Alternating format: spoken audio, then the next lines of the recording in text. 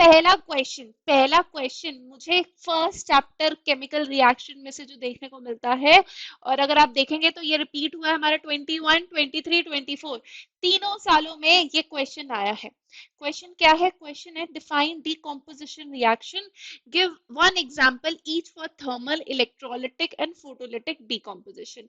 अब हो सकता है इसी टॉपिक पे वो आपको एमसीक्यू दे दे बनाकर, या कुछ और तरीके का क्वेश्चन है ना, केस स्टडी में डाल दे या किसी और तरीके से डाल दे।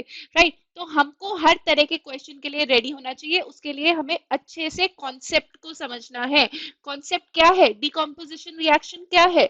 It's a reaction in which compound, जहां पे आपका कंपाउंड क्या हो जाता है? स्प्लिट हो जाता है इनटू टू और मोर सिंपलर सब्सटेंसेस। अब ये जो स्प्लिटिंग हुई है या ये जो डिकम्पोजिशन हुआ है, इसके तीन मेथड्स हैं। तीनों मेथड्स अच्छे से हमें पता होना चाहिए। पहला है थर्मल। थर्मल मतलब जहां पे हीट यूज हुई हो, ठीक है। Decomposition using heat. तो ये वाली जो रिएक्शन है ना, ये वाली, देखिए ये वाली, ये बेटा ये आपकी बोर्ड की फेवरेट रिएक्शन है, इसको मार्क कर लो। ये तो आने ही वाली है एग्जाम में 100%, ठीक है। ये रिएक्शन पक्का से होगी आपके पेपर में, ठीक है, इसे तो मार्क कर लो। उसके अलावा डिकम्पोजिशन अप्लाइंग हीट, क्या क्या हो सकता है? जिससे मेरे पास ये कैल्शियम कार्बोनेट है, कैल्शियम कार्बोनेट को और क्या बोलते हैं? लाइमस्टोन, ठीक है। अगर मैं इसे हीट करूं तो ये डिकम्पोज होगा किसमें? Calcium oxide and carbon dioxide में, ठीक है, CaO and CO2। Calcium oxide को हम क्विक लाइम भी बोलते हैं। अगर क्वेश्चन में ये कैल्शियम कार्बोनेट ना लिख के इसका कॉमन नेम लाइमस्टोन पूछ ले तो भी हम आंसर कर देंगे। क्लियर? फाइन। दूसरी जो बोर्ड की फेवरेट है, मैंने अभी आपको बताई, वो है मेरी फेरस सल्फेट वाली। फेरस सल्फेट के क्रिस्टल्स कौन से कलर के होते हैं? ग्रीन। अच्छा, ये इंपॉर्टेंट क्यों है? क्योंकि इसमें कलर चेंज भी इन्वॉल्व है। सो कलर चेंज वाली रिएक्शन बहुत इंपॉर्टेंट होती है और बोर्ड की फेवरेट होती है, तो वो जरूर आपको एक कलर चेंज बेस्ड क्वेश्चन जरूर देंगे केमिकल रिएक्शन में से, ठीक है। फाइन। सो फेरस सल्फेट के क्रिस्टल्स होते हैं ग्रीन कलर के, इसे मैंने हीट किया, हीट का सिंबल ऐसे ट्राइंगल बनाएंगे, क्या क्या मिलेगा? Fe2O3 आयरन ऑक्साइड, जिसका कलर क्या है? ब्राउन। तो कलर चेंज देखने को मिला ग्रीन टू ब्राउन। एक और रीजन है इसके इंपॉर्टेंट होने का, because of this gas, sulphur की जो गैसेस है ना इसमें, ये इनकी स्मेल कैसी होती है? बहुत रॉटन एग, बहुत पंजेंट स्मेल होती है। So that is why this is also very important. तो दो रीजन है इसमें, कलर चेंज भी इन्वॉल्व है और एक गैस मिल रही है जिसकी बहुत पंजेंट स्मेल है। फाइन, ठीक है। ये जरूर करके जाएंगे हम, अभी लिख लीजिए, स्क्रीनशॉट ले लो, नोट कर लो, जो करना है कर लो, बट इसको पक्का से अच्छे से करके जाना। फाइन। अच्छा, दूसरी एक और रिएक्शन जो कई बार आपके एमसीक्यूज में पूछी जाती है, this is also very important क्योंकि इसमें भी कलर चेंज इन्वॉल्व है, ठीक है। कलर चेंज भी है और गैस भी है। क्या है? लेड नाइट्रेट का डिकम्पोजिशन। लेड नाइट्रेट डिकम्पोज होगा, that is PbNO3 two decompose होगा, तो क्या मिलेगा? PbO, lead oxide, NO2 and O2। अब ये क्या है? दिस इज कलरलेस, और कलरलेस से किस में चेंज हुआ है? येलो में। फाइन, यहाँ पे भी कलर चेंज है। So this is the decomposition of lead nitrate, this is also very important, ठीक है। अच्छा, दूसरा ये वाला बेटा, केस स्टडी में क्वेश्चन आएगा, इस पे लिख लो। क्या है ये? Electrolysis of water. ये भी डिकम्पोजिशन है। पानी को हमने क्या किया है? ब्रेक किया है into hydrogen and oxygen gas. क्या क्या पूछा जाता है इसमें? एक तो इसकी रिएक्शन होगी, दूसरा ये हाइड्रोजन गैस कहाँ फॉर्म होती है? ये फॉर्म होती है कैथोड पे। ऑक्सीजन गैस कहाँ फॉर्म होती है? एनोड पे, राइट, ठीक है। फिर वॉल्यूम ऑफ हाइड्रोजन गैस आपका डबल है, हम यहाँ दिख भी रहा है, अगर मैं इसकी बैलेंस रिएक्शन देखूं, आई कैन सी यहाँ पे ट्वाइस है H2 का वॉल्यूम ऑक्सीजन के। So volume of hydrogen gas is double that of oxygen gas, ठीक है। एक ये चीज। अब तीसरी चीज आती है कंफर्मेटरी टेस्ट। कंफर्मेटरी टेस्ट मतलब मैं कैसे पहचानूं जो मेरी गैस निकली है वो हाइड्रोजन की गैस है और ऑक्सीजन की है, ठीक है। अगर मैं कैंडल लेके जाऊं तो हाइड्रोजन गैस के केस में वो कैसे बर्न होगा? With a pop sound which confirms this is hydrogen gas, ठीक है। हाइड्रोजन गैस का कंफर्मेटरी टेस्ट क्या है? Pop sound. ऑक्सीजन के केस में क्या होगा, it will burn very brightly, oxygen के केस में बहुत ब्राइटली बर्न होगी आपकी कैंडल, दैट कंफर्म्स कि जो लिबरेटेड गैस है वो क्या है, ऑक्सीजन गैस है। ज्यादा से ज्यादा अगर बड़ा क्वेश्चन है 5 मार्क का तो एक्सपेरिमेंटल सेटअप बना देंगे, दैट्स इट। ठीक है, इंपॉर्टेंट, वेरी वेरी इंपॉर्टेंट। ठीक है, एमसीक्यू में भी आ सकता है, केस स्टडी भी बन सकती है। फाइन, लास्ट वाला मेरा जो डिकम्पोजिशन है वो है photo decomposition. Photo decomposition is basically decomposition using sunlight. Sunlight की वजह से जो डिकम्पोजिशन हो उसे बोलते हैं फोटो डिकम्पोजिशन। ठीक है, अब यहाँ पे मेरे पास दो कंपाउंड्स है, एक है सिल्वर क्लोराइड, दूसरा है सिल्वर ब्रोमाइड। ठीक है, तो सिल्वर क्लोराइड का डिकम्पोजिशन होगा किसमें, सिल्वर और क्लोरीन गैस में, और सिल्वर ब्रोमाइड का सिल्वर और ब्रोमीन गैस में। आसान, क्लोराइड से क्लोरीन गैस, ब्रोमाइड से bromine gas, very easy. Colour of silver is same, बस chlorine gas is yellowish green and bromine gas is reddish brown. Fine, easy. इसका application पूछ रहे हैं तो एप्लीकेशन क्या है, ब्लैक एंड व्हाइट फोटोग्राफी, बस हो गया, इतना ही पूछ सकते हैं इससे। और डिकम्पोजिशन रिएक्शन बोर्ड की फेवरेट है, सबसे ज्यादा केमिकल रिएक्शन वाले जो चैप्टर है उसमें क्वेश्चन यहीं से आता है। ठीक है, डन। चलिए, दूसरा दूसरा टॉपिक जो बहुत ज्यादा रिपीट होता है वो है आपका कार्बन कंपाउंड्स में है, मोस्ट रिपीटेड। देखिए 22, 24, 25 तीनों साल में पूछा गया है। क्या है, एक तो ये कि होमोलोगस सीरीज क्या है, उसकी प्रॉपर्टी बता दो। दूसरा, एक ये भी पूछ रहे थे कि why carbon form covalent bonds and not ions, ions ना बना के बॉन्ड कोवेलेंट बॉन्ड्स क्यों बनाते हैं। तो पहले तो होमोलोगस सीरीज हमें पता है क्या है, होमोलोगस सीरीज क्या है, it's a group of organic compounds जिनके स्ट्रक्चर सिमिलर हो और फंक्शनल ग्रुप भी सेम हो, and they differ from each other, मतलब हर एक सक्सेसिव कंपाउंड एक दूसरे से कितना डिफर करता है बाय CH2 यूनिट या 14U मॉलिक्यूलर मास। जिसे डिटेल में होमोलोगस सीरीज पढ़नी है, you can check my video on that topic. ठीक है, फाइन। अच्छा, अब प्रॉपर्टीज क्या है, properties they have similar chemical properties similar है और फिजिकल प्रॉपर्टीज डिफरेंट होती है। कैसे, जैसे जैसे मॉलिक्यूलर मास बढ़ता है, मतलब जैसे जैसे आपकी चेन बढ़ती जाती है, क्या होता है, melting and boiling point increase करता है। ऑब्वियसली जैसे मेरा मीथेन है, मीथेन के बाद ईथेन, मीथेन में एक कार्बन था, ईथेन में दो है, चेन इंक्रीज हुई, मास इंक्रीज हुआ, और मेल्टिंग एंड बॉइलिंग पॉइंट भी क्या होता है, इंक्रीज होता है। फाइन, होमोलोगस सीरीज इजी है।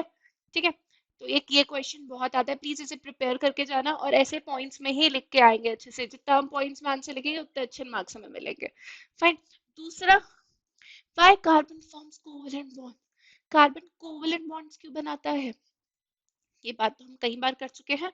क्यों बनाता है, देखिए, बेचारा मेरा जो कार्बन है उसकी वैलेंसी क्या होती है, 4, उसके आउटरमोस्ट शेल में कितने इलेक्ट्रॉन्स है, 4 है।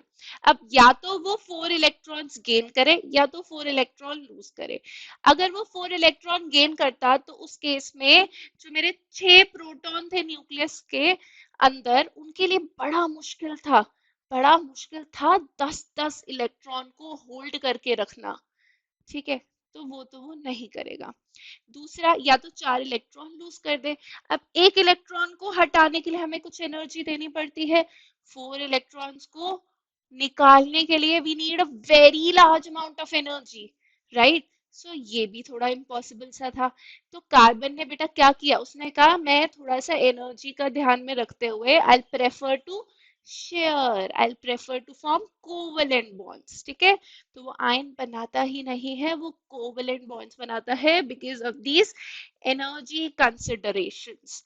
ये लिख के आना है, ये वर्ड अगर लिख के नहीं आओगे तो नंबर कट हो जाएंगे। ठीक है, so please make sure keywords हमेशा दिमाग में रखो और उसको जरूर लिखो अपने आंसर में। फाइन, ठीक है।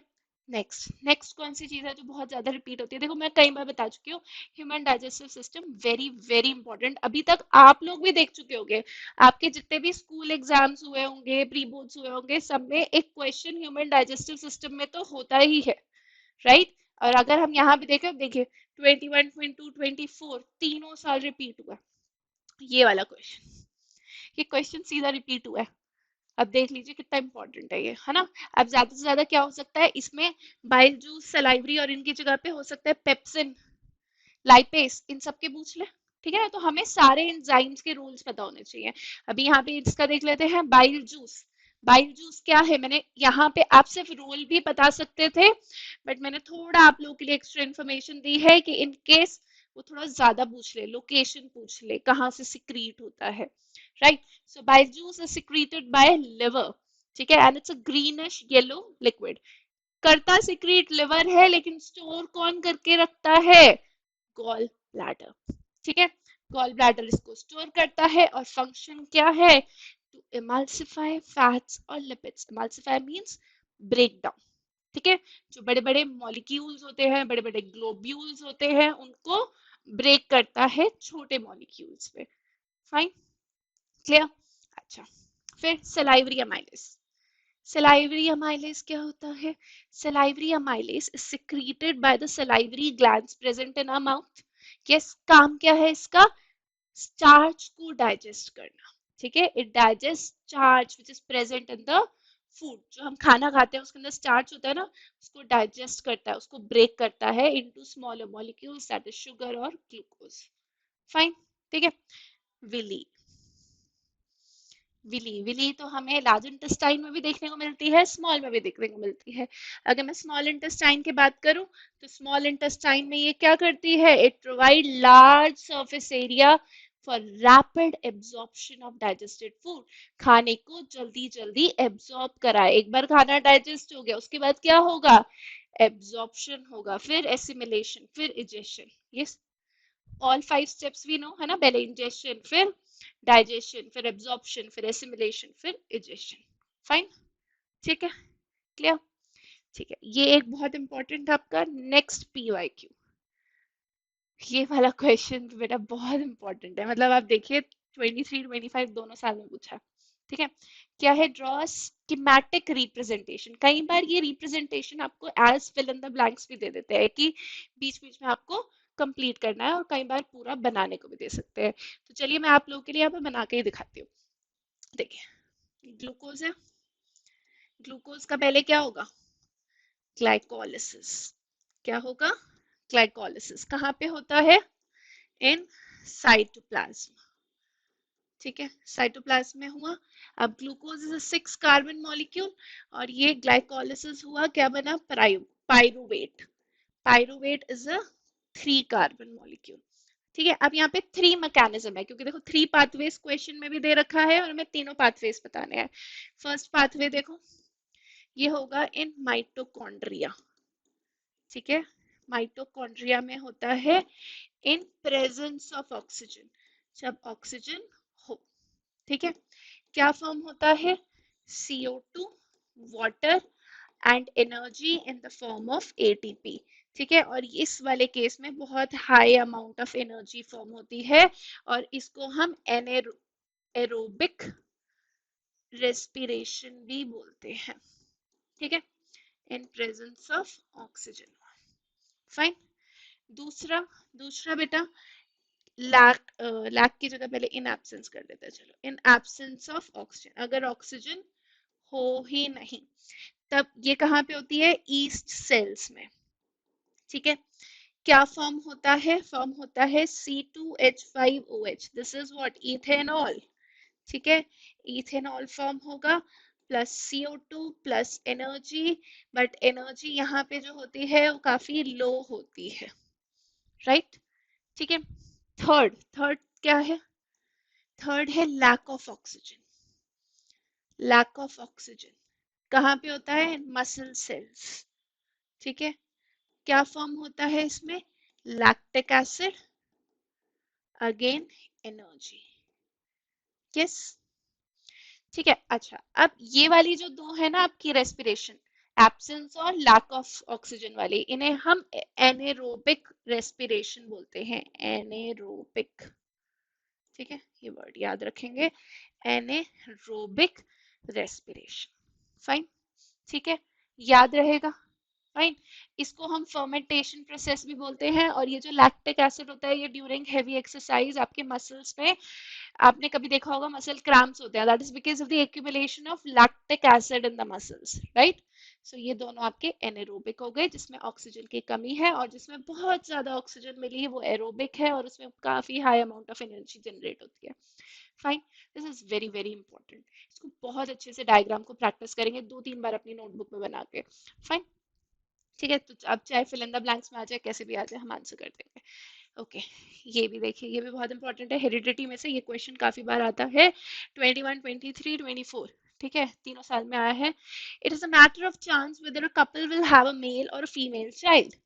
Justify the statement with a flow chart. तो फ्लो चार्ट हमें पता है क्या है, तो पहले लिखेंगे फादर और दूसरा लिख देंगे मदर। ठीक है। फादर के कैसे होते हैं, डिफरेंट टाइप्स ऑफ क्रोमोसोम्स, एक एक्स क्रोमोसोम एक वाई क्रोमोसोम, और मदर के दोनों same type of chromosomes, that is x x. ठीक है। अब यहाँ से इनके दोनों के गेमीट्स लिख दूंगी मैं। ठीक है, इसका एक्स इसका वाई, और यहाँ पे एक्स एंड एक्स। ठीक है। क्या करना है, क्रॉसिंग करनी है, आपकी मर्जी है, चाहे पनेट स्क्वायर बना के भी कर सकते हैं और ऐसे भी कर सकते हैं, देयर इज नो इशू। ठीक है। क्या बन गया, एक एक्स एक्स। ठीक है। अब ये एक्स इस वाले एक्स के साथ कंबाइन हुआ, अगेन एक्स एक्स, यहाँ पे एक्स वाई, यहाँ भी एक्स वाई।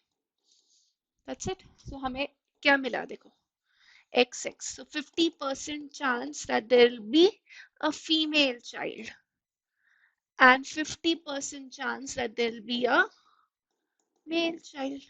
Easy. ठीक है, फाइन। तो 50% चांस है कि हमारा क्या होगा, फीमेल चाइल्ड होगा, और 50% चांस है कि हमारा क्या होगा, मेल चाइल्ड होगा। Fine, clear. तो ये भी बहुत इंपॉर्टेंट क्वेश्चन है, आपका एग्जाम में आता ही आता है। बहुत नीट सा डायग्राम पेंसिल से चाहे बना देना ये एरोस, और अच्छा नीट सा सुंदर सा बना के आओगे, फुल मार्क्स मिलेंगे। फाइन, ठीक है।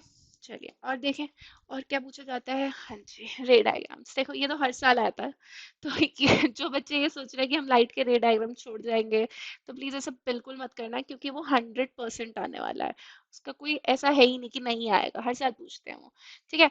अब वो रे डायग्राम बनाने को भी पूछ सकते हैं और न्यूमेरिकल भी पूछ सकते हैं, तो एक ये PYQ ही है, तो इसको भी करके देख लेते हैं कैसे करना है। ठीक है। आप लोग खुद भी एक बार वीडियो पॉज करके ट्राई कीजिए, क्वेश्चन वेरी इजी क्वेश्चन, ऐसे पहले आ रखा है। क्या है, an object is placed at a distance of 30 centimetre. Best way to do this question is to mark first. ठीक है। ऑब्जेक्ट 30 सेंटीमीटर, तो मतलब ये क्या है, यू, लिख लिया। फ्रॉम अ कॉनकेव मिरर, अब ये कैसा मिरर है, कॉनकेव मिरर है, जिसकी फोकल लेंथ दे रखी है 15। सो कॉनकेव मिरर की फोकल लेंथ क्या होती है, नेगेटिव। ठीक है। हमें क्या निकालना है, पोजीशन, नेचर एंड मैग्निफिकेशन। मैं यहीं से बता सकती हूँ, एफ मेरा 15 है, यू 30 है, मतलब यू क्या है, सी पे रखा हुआ है, तो वी -30 आने वाला है, राइट। बट आप लोग के लिए सॉल्व भी कर देंगे। देखिए, अगर रे डायग्राम बनाने को आ जाता है, this is pole, this is F, this is C. ठीक है। एफ तक डिस्टेंस है 15 और सी तक है 30, है ना, ट्वाइस होता है। ऑब्जेक्ट भी कहाँ रखा है, यहाँ, तो जब भी मैं कॉनकेव मिरर में ऑब्जेक्ट सेंटर ऑफ कर्वेचर पे रखती हूँ, तो इमेज कहाँ मिलती है, कहाँ मिलती है बताइए, सेंटर ऑफ कर्वेचर पे ही मिलती है। थोड़ी सी मेरी टेढ़ी हो गई, बट आप लोग थोड़ा नीट अपना पेंसिल से बना लेना। ठीक है। इमेज कहाँ मिलती है, सेंटर ऑफ कर्वेचर पे ही मिलती है, that two of same size. Fine.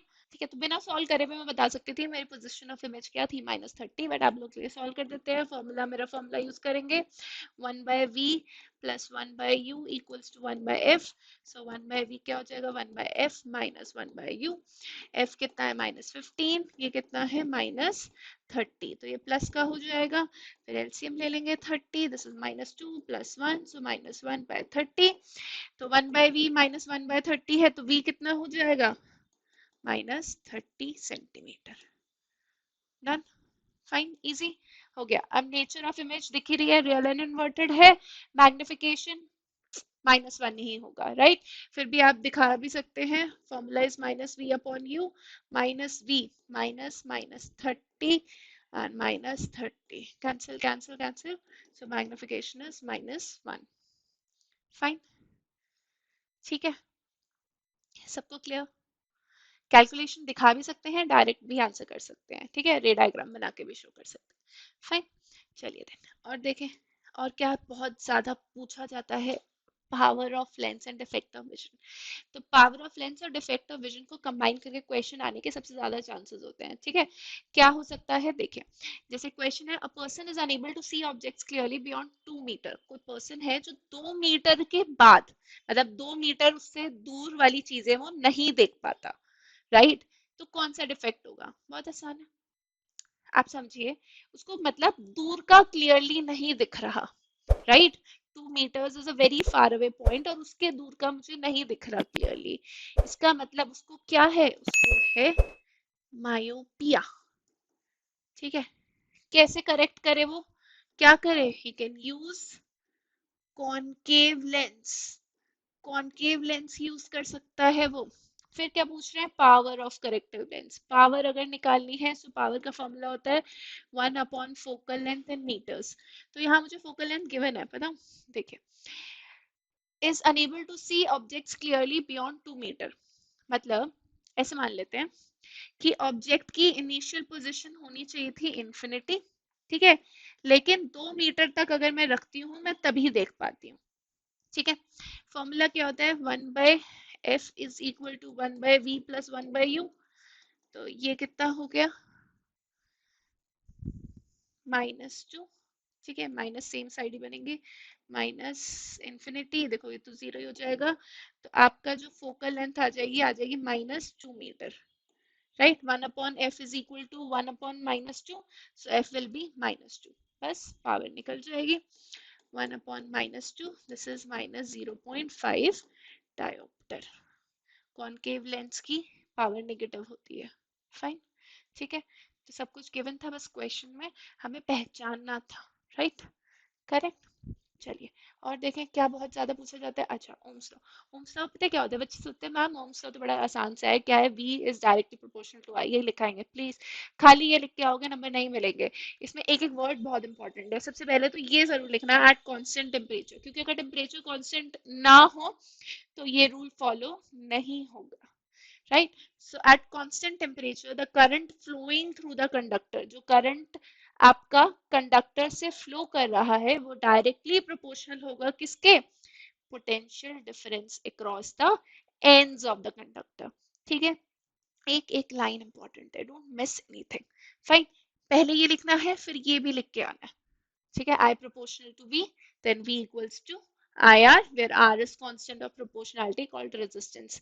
पूरा ये लिख के आओगे तभी आपको फुल 1 मार्क या 2 मार्क जितने का भी होगा पूरे मिलेंगे, कुछ भी नहीं छोड़ना, ठीक है। ये वर्ड एट कांस्टेंट टेम्परेचर तो बिल्कुल नहीं छोड़ना, क्लियर।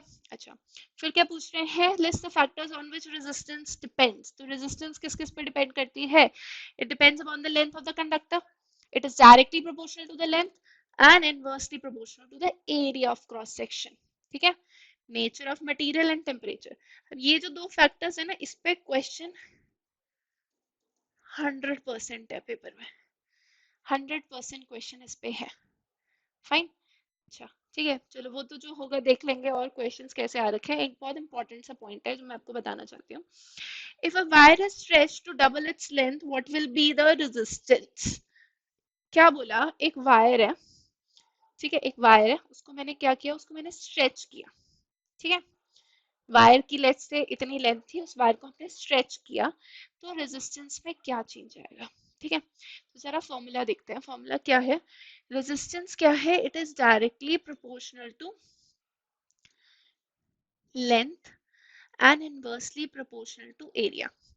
ये लिख सकती हूँ, resistance is proportional to L by A, ठीक है। लेट्स से लेंथ क्या हो गई है, डबल हो गई है। अब मैंने वायर को ऐसे स्ट्रेच किया कि उसकी लेंथ हो गई है डबल, ठीक है। अगर सेम वायर है, सेम वायर को अगर हम स्ट्रेच कर रहे हैं तो लेंथ उसकी डबल हो रही है, तो एरिया क्या हो रहा होगा, उसका हाफ हो रहा होगा, यस, पतली हो रही होगी ना wire, so area of cross section will be half, ठीक है। अब इसको पुट कर देते हैं, ठीक है, इधर ट्वाइस ऑफ L, और ये क्या हो जाएगा, A by 2, this 2 will go up, so this will be 4L by A। so resistance क्या हो जाएगी, 4 times, resistance क्या हो जाएगी बेटा, 4 times, क्लियर? तो ऐसा क्वेश्चन आता है एग्जाम में। क्लियर? चलिए, ओके। मैग्नेटिक फील्ड में सोलेनॉइड ही आएगा, कुछ चेंज नहीं हुआ कितने सालों से, सोलेनॉइड ही पूछा जाता है, सोलेनॉइड या properties of magnetic field lines. तो इसको तो प्लीज बहुत अच्छे से याद कर लीजिए, ठीक है। सोलेनॉइड क्या है, देखिए सबसे पहले तो draw magnetic field lines around a current carrying solenoid. ये थोड़ा सा क्लियरली नहीं दिख रहा, मैं बना देती हूँ आप लोग के लिए। ऐसे देखो, ऐसे समझिए, ये एक सिलेंडर है, ठीक है। इस सिलेंडर के अराउंड क्या हो रखा है, ऐसे वायर को हमने कॉइल कर रखा है, ठीक है। That makes it a solenoid. Let's say इसका नॉर्थ एंड है, इसका साउथ एंड है। मैग्नेटिक फील्ड लाइंस कहाँ से ओरिजिनेट होती है, they always originate from north and ends at south pole, ठीक है। इस तरीके से होती है, यहाँ भी north ends at south pole, ठीक है। अब एक नेचर हमें बताया, magnetic field lines are closed curves. कैसी होती है, क्लोज्ड कर्व्स होती हैं। तो ये साउथ से नॉर्थ की तरफ जा रही होंगी यहाँ से। तो इनसाइड द सोलेनॉइड, की बहुत इंपॉर्टेंट प्रॉपर्टी है, हम मेंशन करके आएंगे। देखिए पहले तो सोलेनॉइड है क्या, it's a coil of many turns of insulated copper wire wrapped in the shape of a cylinder, ठीक है, सिलेंडर की शेप में रैप्ड है, दैट इज योर सोलेनॉइड, ठीक है। सोलेनॉइड कैसे बिहेव करता है, it behaves like a bar magnet. अब यहाँ पे अंदर की तरफ फील्ड लाइंस कैसी है बेटा, ऐसे पैरेलल, यूनिफॉर्म, ठीक है। So inside the solenoid the field is uniform, why, because the field lines are straight parallel lines, uniform field है, ठीक है। तो यूनिफॉर्म फील्ड ये काफी स्ट्रॉन्ग फील्ड होता है, इतना स्ट्रॉन्ग कि अगर मैं इसके अंदर एक आयरन की कोर रख दूं तो वो उसको क्या बना देगा, मैग्नेटाइज कर देगा, मेक इट अ इलेक्ट्रोमैग्नेट, ठीक है। ये पॉइंट जरूर मेंशन करना है। दूसरा दूसरा जैसे करंट इन ईच टर्न, की बहुत इंपॉर्टेंट है, इसको मैं समझाती हूँ क्या है। देखिए आप जब ऐसे कॉइल को ऐसे लपेट रहे हैं, ठीक है, तो कॉइल क्या है, कॉइल एक वायर की बनी हुई है, सॉरी, जब आप कॉइल पे वायर को लपेट रहे हैं तो उस वायर के थ्रू करंट फ्लो हो रहा है, ठीक है। So with each turn what is happening, the current is increasing, current increase होगा तो फील्ड की स्ट्रेंथ भी बढ़ेगी। यस yes, अब आपसे अगर ये क्वेश्चन आ जाए कि ये पूछे कि कैसे मैं इस केस में अपना फील्ड इंक्रीज करूं, मतलब strength of magnetic field increase करूं, तो कैसे करूं, मैं यहाँ पे नंबर ऑफ टर्न्स इंक्रीज कर दूंगी, बिकॉज जितने ज्यादा टर्न्स होंगे उतने ज्यादा टर्न्स के थ्रू करंट फ्लो होगा, और हर वायर के थ्रू, मतलब हर टर्न अपना मैग्नेटिक फील्ड जनरेट कर रहा होगा, और वो सारे फील्ड्स ऐड हो के ओवरऑल फील्ड आपका क्या हो जाएगा, इंक्रीज हो जाएगा। Yes, clear? क्योंकि देखिए जब आप देखें करंट एक ही डायरेक्शन में फ्लो कर रहा है, अगर एक ही डायरेक्शन में फ्लो करेगा तो ऑब्वियसली मैग्नेटिक फील्ड भी तो उसी सेम डायरेक्शन में ही बढ़ता जा रहा है ना। Yes, so it will create a very strong magnetic field inside the solenoid, है ना। अब उसके अंदर अगर आप कुछ भी मटेरियल, मतलब आयरन की कोर रखोगे तो क्या होगा, वो आयरन की कोर को मैग्नेटाइज कर देगा and make it a temporary magnet, electromagnet बना देगा, ठीक है। दूसरा क्वेश्चन जो आता है, हम कैसे strength of magnetic field increase कर सकते हैं सोलेनॉइड पे, तो मैं आपको अभी बता चुकी हूँ, by increasing the number of turns in the coil. दूसरा हम क्या कर सकते हैं, करंट का फ्लो अगर इंक्रीज कर दे, अगर मैं करंट का अमाउंट इंक्रीज कर दूंगी तो भी मेरा मैग्नेटिक फील्ड इंक्रीज होगा, राइट। सो ये magnetic field is directly proportional to the current flowing in the solenoid. Clear, fine, चलिए ये एक बहुत okay. So we have reached to our 10th top PYQ, ठीक है। ये क्वेश्चन भी आने के काफी चांसेस होते हैं, मतलब इसी से रिलेटेड क्या है, explain the flow of energy in an ecosystem, ecosystem में फ्लो ऑफ एनर्जी एक्सप्लेन करना है। तो इट्स वेरी इजी, प्रोड्यूसर्स के केस में हमें पता है, तो यहाँ थोड़ा सा दिखाने के लिए 10,000 लिखा भी है, बट क्या होता है, जैसे प्रोड्यूसर्स के पास 10,000 जूल्स ऑफ एनर्जी है, प्राइमरी कंज्यूमर्स क्या करते हैं 10% ही लेते हैं उसका, तो 10% ऑफ 10,000 इज 1,000, सेकेंडरी कंज्यूमर्स उसका और 10% लेंगे तो 100 हो गया, उसका 10% 10 जूल्स, ठीक है। तो अगर मैं क्या देख रही हूँ यहाँ पे, जैसे जैसे मैं लेवल पे ऊपर जाती जा रही हूँ the energy available is decreasing, है ना, less amount of energy is available.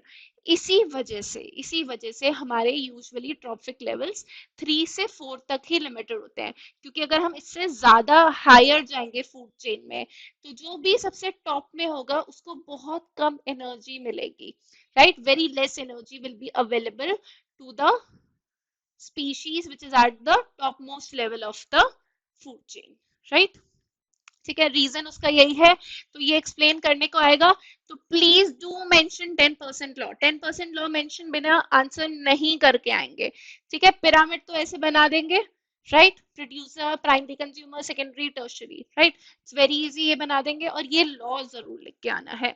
क्या है लॉ? ये है only 10% of energy is available to the next trophic level, है ना। बाकी सारी एनर्जी वो क्या करता है, खुद ही कंज्यूम कर लेता है, सिर्फ 10% एनर्जी ही ट्रांसफर करता है। फाइन, ठीक है।